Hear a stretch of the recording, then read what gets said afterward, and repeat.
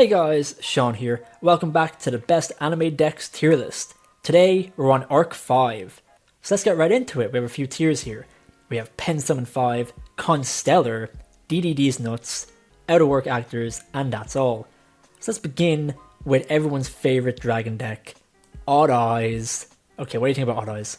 I quite like Odd Eyes, it was like one of the first pen decks I actually kind of got to know. Don't get me wrong, it's not a great deck either, but I was introduced to it through the legendary Dragon Decks collection, which is a sealed product that came out a couple years ago. But it's definitely the weakest deck out of like those three decks that were in the actual set itself. It's a nice deck if you're getting introduced to pendulums, but in terms of pendulum decks, there's so much better and stronger decks out there. But Odd Eyes just has so much support that can also be a bit overwhelming if you're getting into it in the first place. But I would honestly say just a run-of-the-mill mid-tier deck. I think it definitely belongs in DDD's Nuts. I do like Odd Eyes though because it has a few like really good cards, like generic good cards. Like it has the rank 7 which goes into your Vortex Dragon, which is really cool because it's just a negate. I have some like kind of cards that can just fit into random decks. So, some of its cards are cool, but the deck as its own, it's a bit much. There's a lot to it and there's not much of a payoff. Yeah, that's true. I do agree with the rank 7. I've been trying to get that to work with some Dragon Rulers as well, so it is pretty cool how it can work its way into other decks. Next up, Supreme King / the Zark archetype. It has new support, so it's not half bad. Like, genuinely, it's not an awful deck. As a Pendulum deck, it's definitely one of the best Pendulum decks. Yeah, I definitely agree. I think that the main thing that was keeping this deck down is that it was so hard to get into your boss monster, and it took you ages and so much setup. The payoff was great when you finally did it, just because of the satisfaction that you actually brought out your main guy. But it just took a long while. In fact, if you go back on this channel, like one of our older videos, I was trying to win with like a really bad Exodia deck, and I went against a deck of King Zark. And I swear it was probably like 10 turns of me playing a bad deck for him to finally get his boss monster.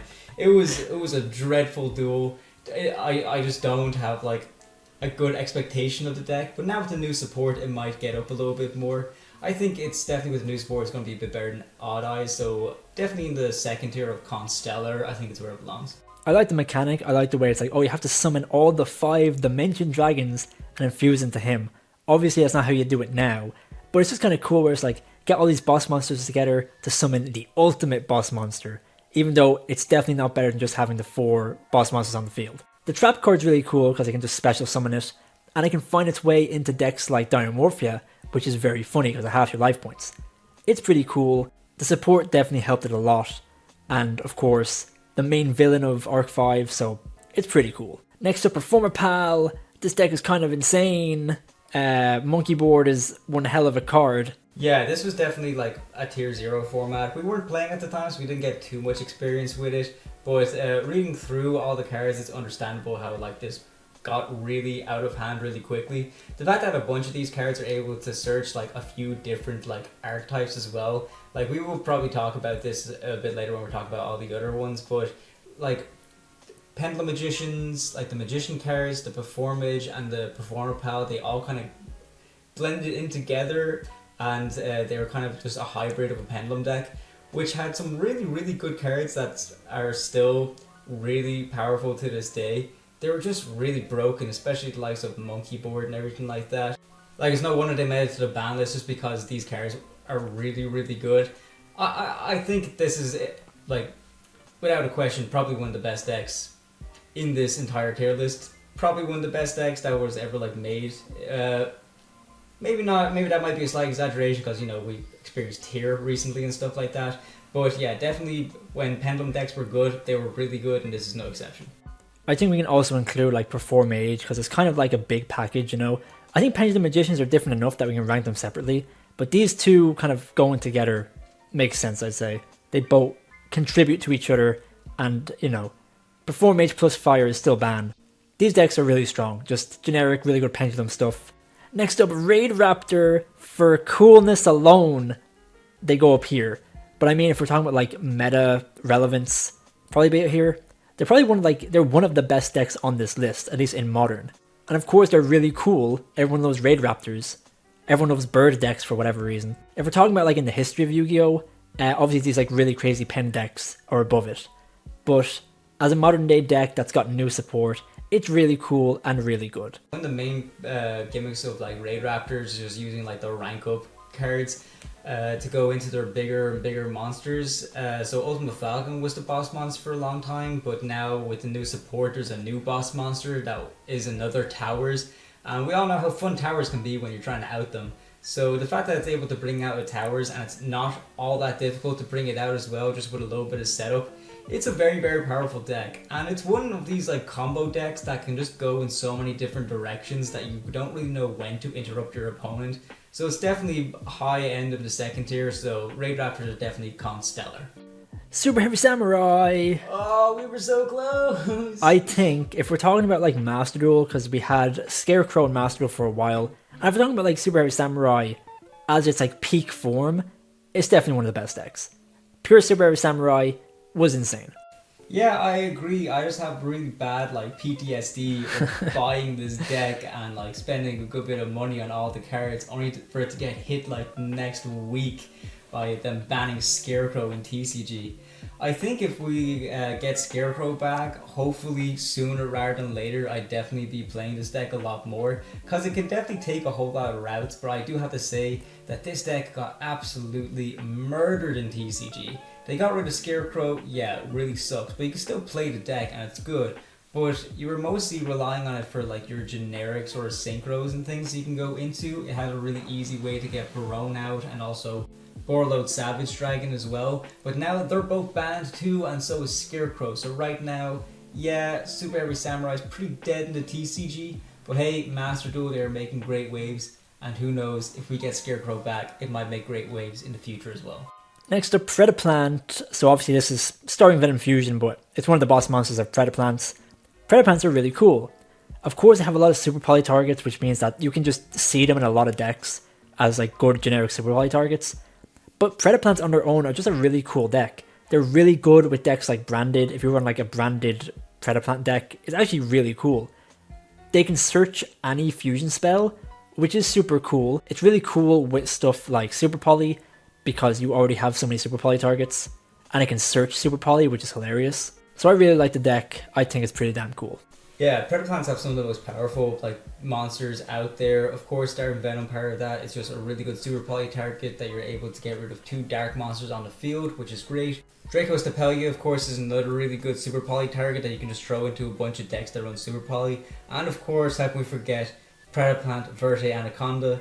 Absolutely insane card. It's limited in Master Duel, I believe, but it's banned in TCG. But man, did I have some good memories with that in TCG. What a card. The fact that you're able to just link into it, which is a pretty generic way to link into it as well. It only took 2 effect monsters.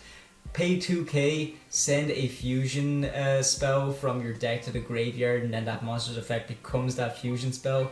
Absolutely insane. Although I hate the way the Red Eyes Dragoon players abused it. I had a lot of fun using it in Cyber Dragon when I wanted to overload fusion and things. It was just such a really good card. So Predaplants definitely have some really insane, powerful monsters. But in terms of it being a really, really good deck, it's still strong, but I feel like there's just a few more decks that have a bit better consistency on this list.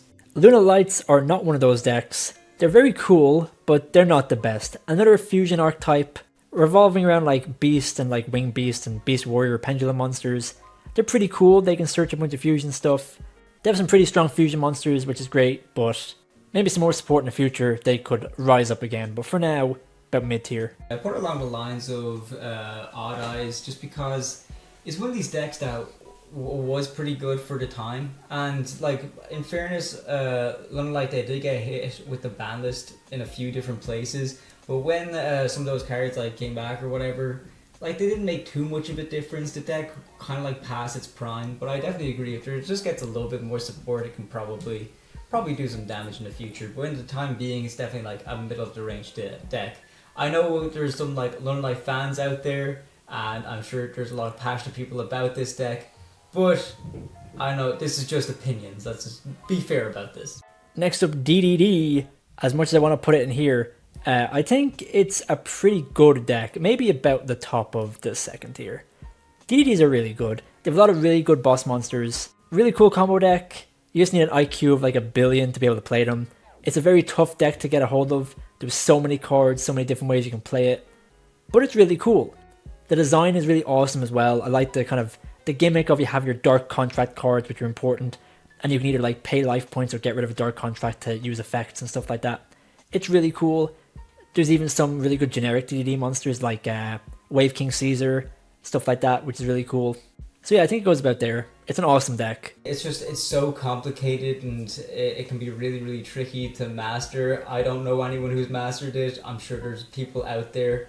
It's definitely very powerful, but honestly I don't know enough about it to be in a position, but it looks pretty neat having it on the top of the second tier right there. I definitely agree with you right there. Next up, Phantom Knights. I'd say about here. Phantom Knights are just so cool. I'd say top tier. Phantom Knights are just super cool. They're so fun. They're just a really cool Exes deck. They can do so many different things.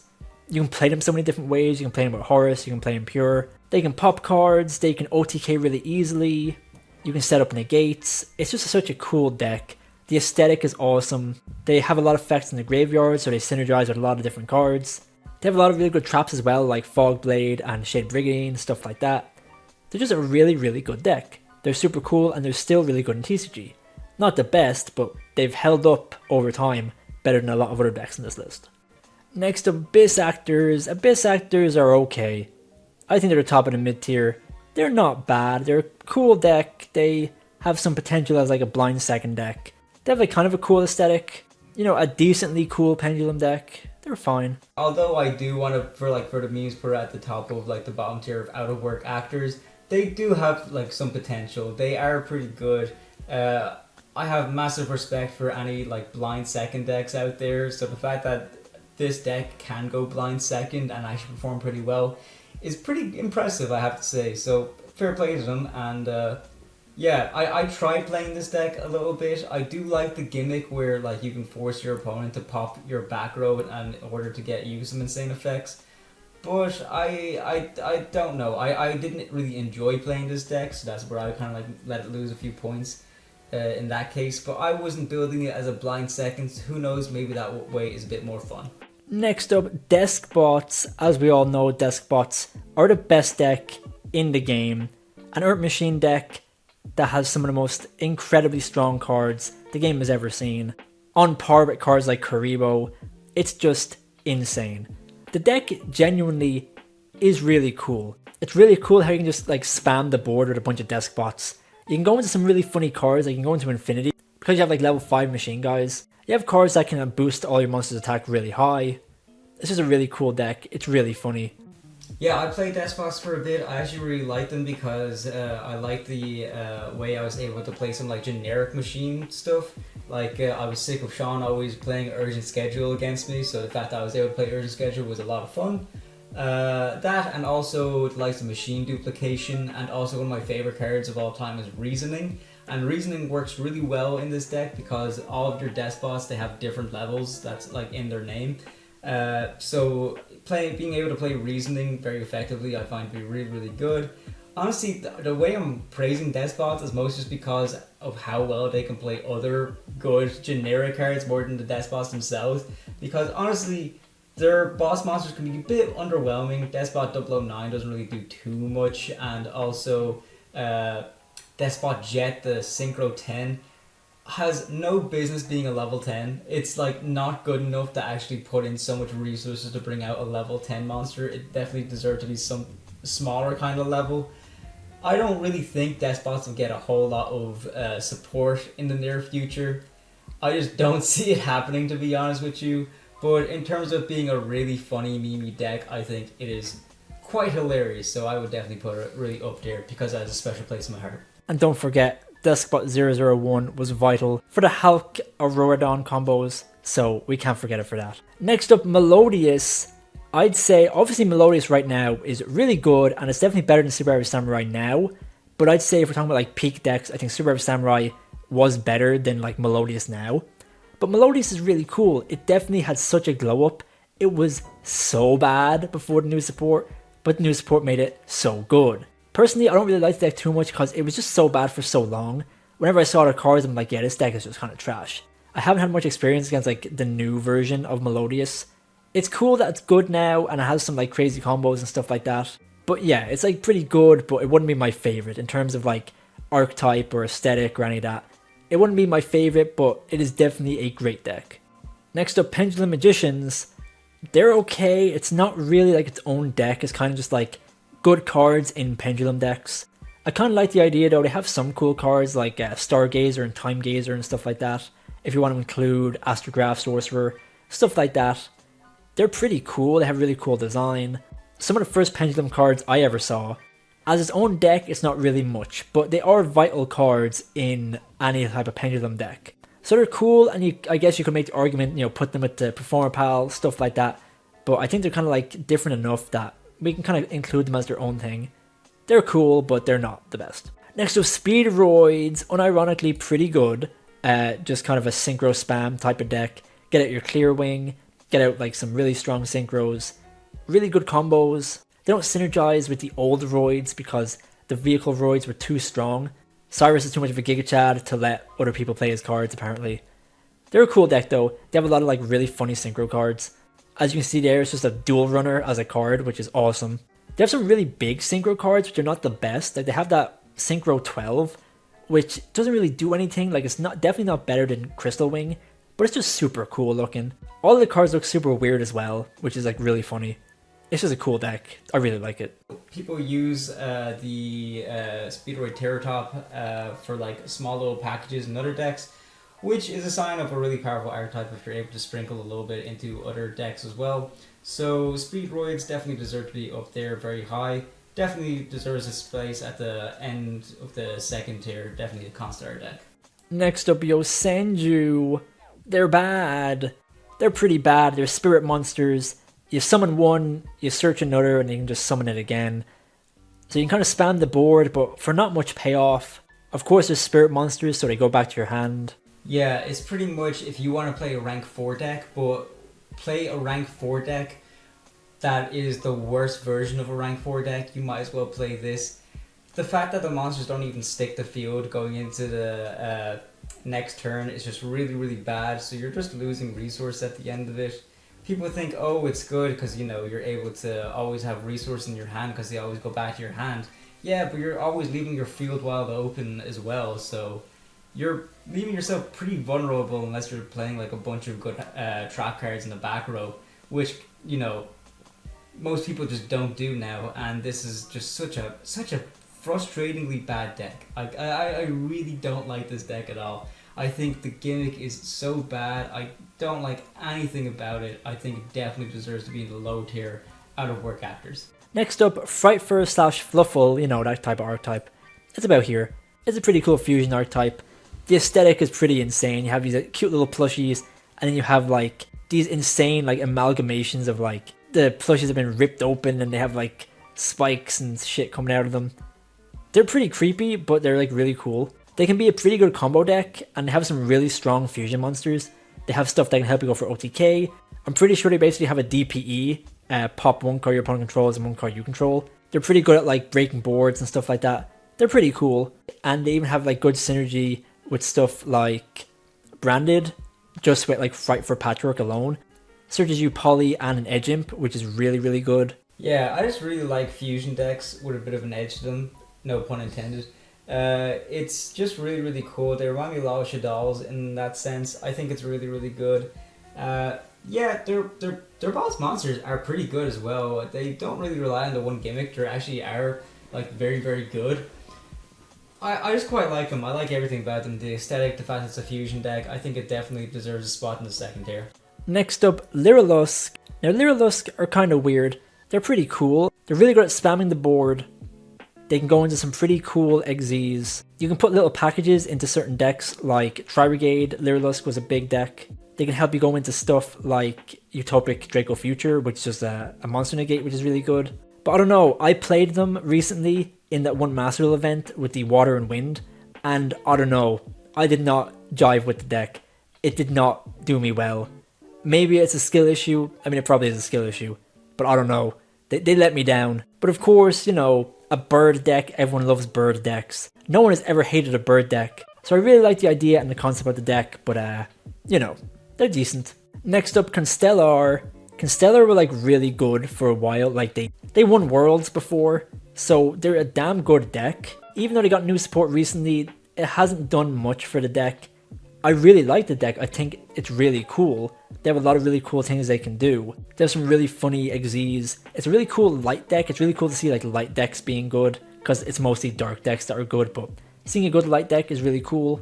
They were insane when they were good, but right now they're a cool deck, nothing crazy. Some of their XZs are generic, which is really cool, so you can just pop some cards into certain decks. Like they have that rank 6, which you can put in a good few decks, which is really cool. So yeah, pretty much like the most mid deck you can think of, in a good way. Next up, Flower Cardians. They're funny. They're based on Hanafuda cards, which is cool. I like decks that really kind of go hard into one kind of gimmick idea. So I think they're like really cool, but they're just not good.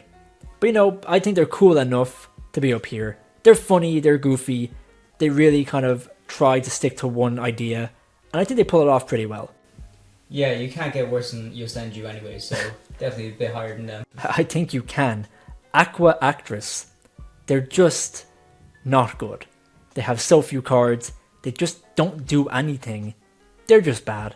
It's not really a deck, like, let's be honest, it's not really a deck. Speaking of not really a deck. Yeah, I think Wind Witches are really, really cool, but they're really only used as like an engine to get out like synchros. So you'll really only use it to get out like Crystal Wing Dragon, which is great, but you wouldn't really like put this into a deck as a little engine.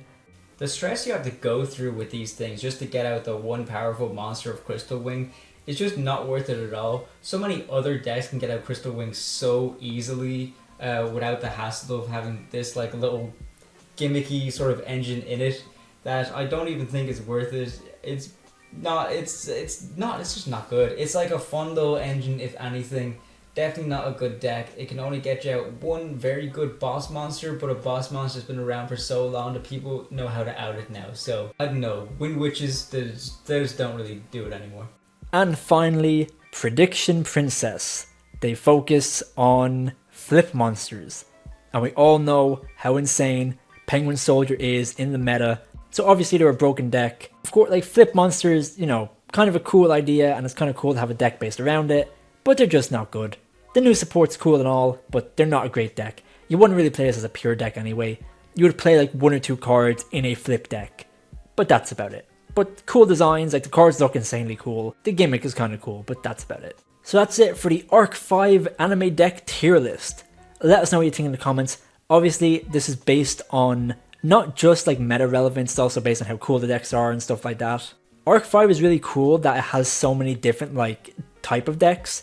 You have synchro decks, you have fusion decks, you have XYZ decks, you have pendulum decks. Obviously, that's the whole point of Arc 5, so it's just really cool to see all these different types of decks. And it's really cool to see how well these decks have aged. If you've seen the other like anime deck videos we've done, a lot of decks from like other series did not age well at all. But I think a lot of Arc 5 decks really did age well, and you can still play them in the modern day, which is great to see. So thanks for watching, let us know what you think in the comments. Stay tuned for the finale, which is going to be Rain's decks. Rain's decks are going to be pretty insane, so that's going to be cool to look forward to. So stay tuned for that, thanks for watching, stay tuned for more content.